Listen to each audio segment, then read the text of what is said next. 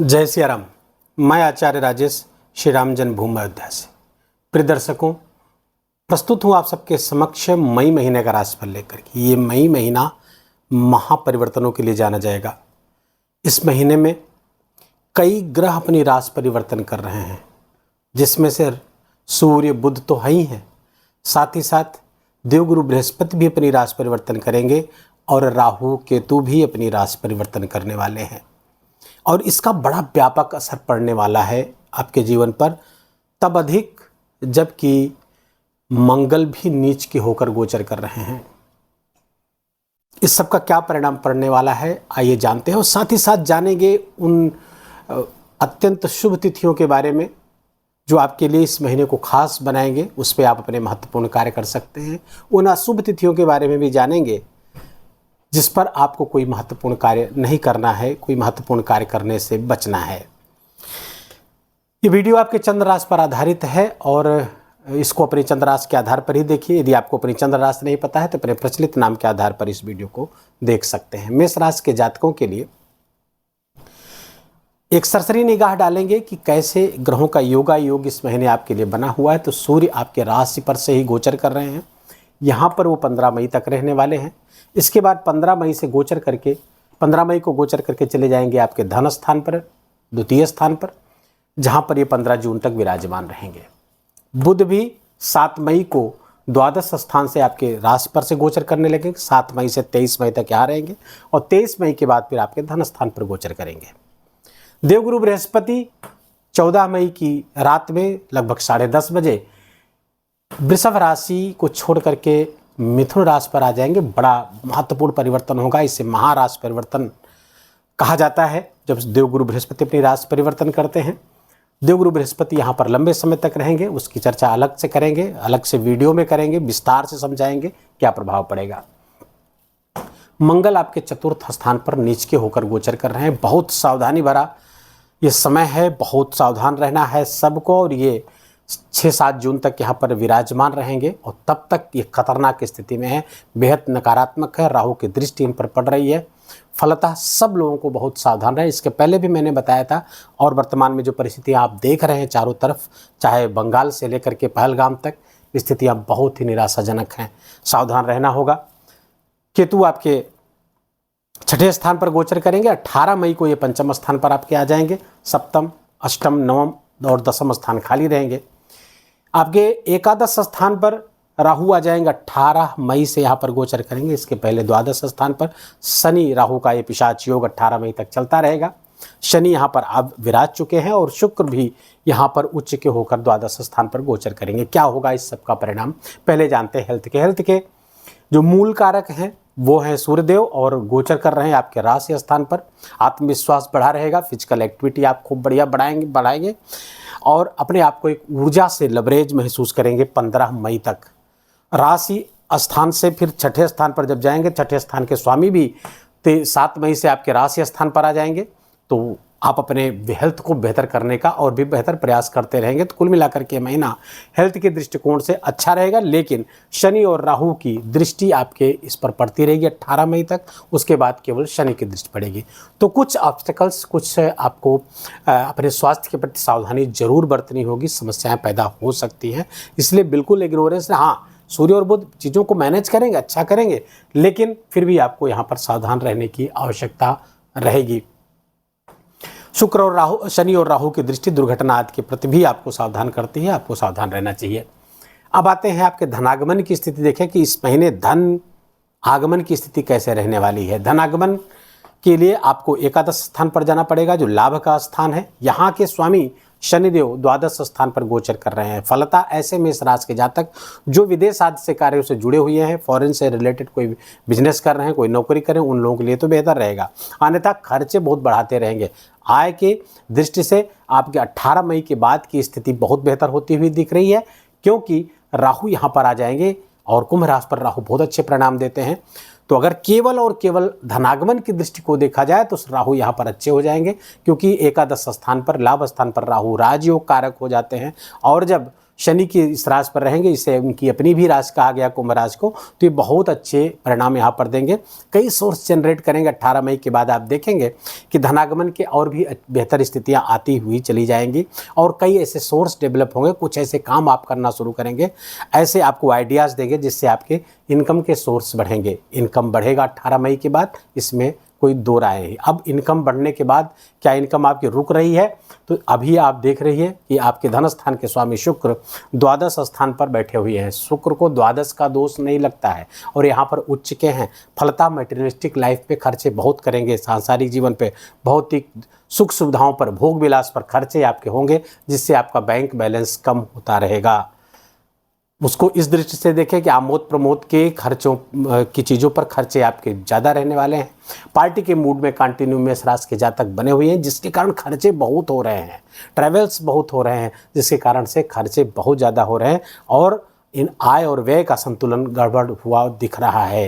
तो थोड़ा सा यहाँ खर्चों पर आपको नियंत्रण रखने की ज़रूरत है। 31 मई तक शुक्रदेव रहेंगे, उसके बाद धन के स्वामी शुक्रदेव आ जाएंगे आपके राशि पे। ये आपके लिए बेहतर है। धनेश जब राशि पर से गोचर करेंगे तो बहुत ही अच्छे परिणाम देंगे, लेकिन वो 31 मई के बाद की स्थिति आएगी। जून में वो शुभता आप जून में देखेंगे। तो एक्यूमुलेटेड वेल्थ में थोड़ी सी कमी यहाँ पर कराएंगे। सूर्य भी यहाँ पर आएंगे तो थोड़ा सा प्रॉपर्टी आदि पे भी आपके खर्चे होते हुए दिख रहे हैं।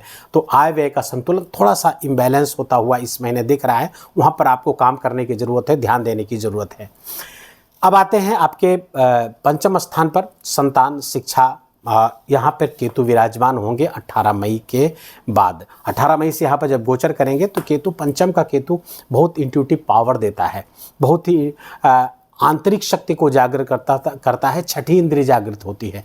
तो ये आपके लिए फ़ायदेमंद तो हो सकता है, लेकिन फिर भी किसी भी स्पेकुलेशन में आपको बहुत लाभ होता हुआ केतु के कारण होता हुआ नहीं दिख रहा है। संतान 18 मई के बाद शिक्षा आदि पर उनको विशेष ध्यान देने की ज़रूरत होगी। आपको भी विशेष ध्यान देने की ज़रूरत होगी उनकी शिक्षा आदि पर। प्रेम के लिए समय अच्छा नहीं होगा, क्योंकि यहाँ का स्वामी सूर्य उच्च के गोचर करेंगे 15 मई, तब तक तो ठीक है। उसके बाद फिर जब आपके वाणी स्थान पर विराज जाएंगे तो वाणी में कड़वाहट पैदा करेंगे। आपकी इगोइस्टिक लैंग्वेज होगी, अहंकारवादी भाषा आप बोलेंगे, जिसके कारण से प्रेम में समस्या पैदा होती हुई दिख रही। जो लव रिलेशनशिप में हैं उनको थोड़ी समस्या यहाँ पर होती हुई दिख रही। केतु जब आपके पंचम गोचर करेगा आने वाले 1.5 वर्ष 18 मई के बाद, तो गर्भ आदि के लिए समस्या पैदा करते हैं। तो चाइल्ड प्लान कर रहे हैं तो बहुत सावधानी के साथ उसको करना होगा। सप्तम स्थान के स्वामी अगर गृहस्थ सुख को आपको देखें तो गृहस्थ सुख आपका यहाँ पर बढ़ता हुआ दिख रहा है। बॉडी प्लेजर बढ़ रहा है, बहुत अच्छे यहाँ पर स्थिति, क्योंकि यहाँ के स्वामी शुक्र उच्च को होकर के तो इसीलिए आमोद प्रमोद पे खर्चे भी आपके हो रहे हैं। मनोरंजन आदि पे या भौतिक सुख सुविधाओं पर खर्चे आप बहुत कर रहे हैं, इसी कारण से आपका बजट बिगड़ा हुआ। लेकिन अंततः गृहस्थ जीवन में सुख समृद्धि आती हुई बिल्कुल दिख रही। हो सकता है कि इन कारणों से जीवन साथी से आपको कुछ समय के लिए दूर भी रहना पड़ेगा, लेकिन वो बहुत बड़ी बात नहीं है, वो छोटी बात है। काम आदि के सिलसिले में आप इधर उधर जा सकते हैं। चतुर्थ स्थान सुख स्थान पर मंगल नीच के होकर गोचर कर रहे हैं। ये अच्छा नहीं है मेष राशि के जातकों के लिए। आपके जीवन साथी के स्वास्थ्य में परेशानियां पैदा हो सकती हैं। इन तमाम अच्छी बातों को होते हुए भी जीवन साथी का स्वास्थ्य, उनके साथ संबंध कुछ प्रभावित होता हुआ दिख रहा है, क्योंकि नीच के मंगल की दृष्टि आपके सप्तम स्थान पर पड़ रही है। यही मंगल आपकी, अगर आप पार्टनरशिप में बिजनेस करते तो वहाँ भी समस्या पैदा करता हुआ दिखेगा। यहाँ पर चूँकि ये पार्टनरशिप का भाव है, बिजनेस का भाव है, तो मंगल यहाँ पे भी कुछ डिस्टर्बेंस पैदा कर सकता है। यद्यपि वस्त्र आदि का व्यापार वगैरह है, तो बिजनेस से, फॉरेन से जुड़ा हुआ है आपका बिजनेस, उसमें बहुत अच्छा परिणाम देते हुए दिख रहा है। लेकिन फिर भी पार्टनरशिप में व्यवसाय है, बिजनेस है, तो आपको वहाँ पर सावधान रहने की आवश्यकता रहेगी। आपके मंगल जो है वो अष्टमेश भी हैं। अष्टम के स्वामी नीच के होकर गोचर करेंगे, संघर्ष को बढ़ाएंगे। कुछ आपको दुर्घटना आदि के प्रति सतर्क रहना चाहिए। माँ के स्वास्थ्य का विशेष ध्यान रखना चाहिए। खासकर ब्रेन हेमरेज आदि की समस्याएं माँ को हो सकती है। यदि वो ओल्ड एज के हैं तो उनकी चिकित्सा आदि की आप ध्यान रखते रहें, क्योंकि रक्त संबंधी विकार स्पष्ट होता हुआ दिख रहा है। ब्लड प्रेशर वगैरह चेक कराते रहें। मंगल की जो 7वीं दृष्टि है उच्च राशि को देखेगी तो करियर एकदम फ्लरिश होता हुआ दिख रहा है। करियर में आपको उन्नति होगी, लेकिन कुछ ऑब्स्टिकल्स के साथ, कुछ परेशानियों के साथ, कुछ नकारात्मकता के साथ। ऑफिस में काम करते हैं वहाँ पे, या सरकारी नौकरी करते हैं वहाँ पे कुछ समस्याएं होंगी, लेकिन अंततः आप उसमें सफल होंगे। इवेंचुअली आपको लाभ देते हुए दिख रहे हैं। मंगल की जो 8वीं दृष्टि है लाभ राहु के साथ टकरा रही है, और राहु की 5वीं दृष्टि भी यहाँ पर अब परेशानी पैदा करने वाली है 18 मई तक। 18 मई के बाद मंगल की दृष्टि राहु पर पड़ने वाली है, तो जिसके कारण से लाभ स्थान पर बैठे राहु को मंगल का बल प्राप्त होगा, लेकिन दुस्साहस में कोई बड़ा काम ऐसा न कर बैठे जो आपके लिए नुकसानदायक होगा, क्योंकि ये मंगल की नकारात्मक दृष्टि जब राहु पर पड़ेगी तो राहु के अंदर बहुत दुस्साहस होगा। अर्थात इनकम के लिए आप कुछ ऐसे प्रयास कर सकते हैं जो कि हो सकता है इलीगल हो, या हो सकता है कुछ ऐसे साहस पैदा करें कि जिसके कारण आप मर्यादाओं को न माने, आप बाउंड्रीज को न माने, कानून को न माने और कुछ ऐसा काम कर बैठे जिससे आपको नुकसान हो सकता है। तो इस पर थोड़ा सा 18 मई के बाद आपको 18 मई से 6 जून तक ध्यान रखने की आवश्यकता होगी। मंगल जैसे ही यहाँ से स्थान परिवर्तित करेंगे फिर भी राहु के साथ दृष्टि उनकी बनी रहेगी आगे भी 6 जून के बाद भी, क्योंकि समसप्तक योग में आ जाएंगे। तो थोड़ा सा सावधानी भरा कदम यहाँ पर आपको उठाना होगा, खासकर ऐसी जगहों पे जहाँ पर आप स्पेकुलेशन, शेयर मार्केट, सट्टा बाजार, इस सब में या ट्रेडिंग वगैरह में बहुत सावधान होकर के ही निवेश करने की आवश्यकता है। ग्रहों की स्थितियाँ इस दृष्टि से आपके फेवर में नहीं है मेष राशि के जातकों के लिए। करियर, भाग्य की स्थिति आपकी पहले से बेहतर होती हुई दिखेगी 14 मई के बाद में, क्योंकि भाग्य के स्वामी आपके पराक्रम स्थान पर आएंगे। पराक्रम स्थान से सीधे आपके भाग्य को देखेंगे तो भाग्यवादी बनाएंगे। भाग्य बहुत सारी चीज़ें हैं कि भाग्य से हो जाए, आप ऐसा सोचेंगे, आपकी थॉट प्रोसेस हो जाएगी कि भाग्य काश ऐसा भाग्य से हो जाता, तो ये आपके लिए खतरनाक हो सकता है, क्योंकि राहु तृतीय बैठ करके आलसी बनाता है, कुछ काम नहीं करने देता, कुछ स्टेप्स नहीं लेने देता। वहाँ पर आपको सावधान रहना होगा इसके बाद 14 मई के बाद, क्योंकि यहाँ पर ये गुरु अतिचारी है। इसका विशेष वीडियो आपको मिलेगा जिसमें विस्तार से इसकी चर्चा की जाएगी, क्या सावधानियाँ होगी उस पर आपको बताई जाएंगी। कुल मिलाकर के महीना खास होने जा रहा है। कहाँ कहाँ से आपको सावधानी बरतनी है, कहाँ से आपको विशेष लाभ की स्थिति होती हुई दिख रही है, ये सारी चीज़ें मैंने बता दिया है। जीवन साथी के करियर में कुछ विशेष उछाल आने की स्थिति बनती हुई दिख रही है। अब मेष राशि के जातक उन तिथियों के बारे में जान लें जो उनके लिए इस महीने मई माह में अच्छी होने वाली हैं, जिस पर वो कोई महत्वपूर्ण कार्य कर सकते हैं। उन तिथियों के बारे में भी जान लें जिससे वो कोई महत्वपूर्ण कार्य करने से जिसमें बचेंगे। तो पहली तिथि आपके लिए मेष राशि के जातकों के लिए हमारे आ रही है 3, 4, 6, 7 मई, 10, 12 मई, ये सब अच्छी तिथियां हैं आपके लिए। 16, 17, 18, 19, ये लगातार 4 तिथियां मिल गई आपको। डेट्स ये आपके लिए बहुत अच्छी हैं।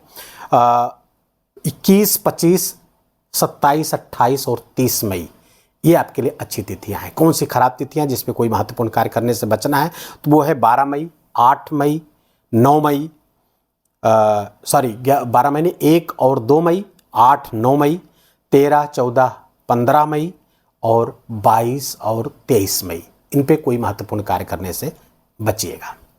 उपाय क्या करें इस महीने मेष राशि के जातक, तो हनुमान जी की शरण में एकदम पड़े रहें, क्योंकि मंगल नीच के चल रहे हैं, राशि के स्वामी हैं, आपके अष्टम के स्वामी हैं।